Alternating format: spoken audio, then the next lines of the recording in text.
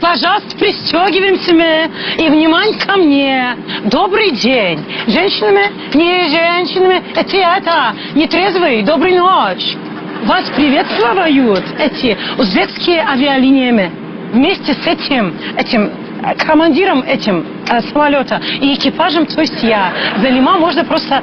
красавица! Хотел что спросить. Скажите мне, кто куда летит? Как куда? Из Ташкента в Краснодар? Подождите, а я в Турцию. А чё хвастаешься? Ты что, не видишь, люди в Краснодар летят? Что выпендриваешься? Подождите, а мы что, не по одному маршруту все летим? А что? Мы похожи на маршрутка? Это самолет. Мы не ездим по одному маршруту. Бред какой-то получается. Я вообще брала билет до Москвы. А что кричишь? Будьте Москва. Вот, на, возьми. Что это? Это парашют.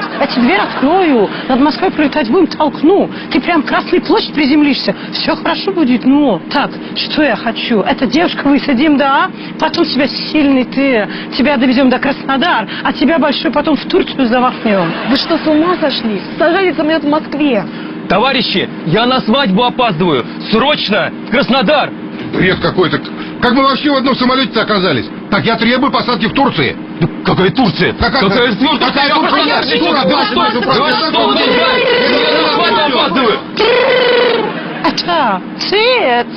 Цыц, сказала мне. Знаешь, что придумала я? Чтобы никому обидно не было. Приземлимся в Пенза. Это почему в Пензу?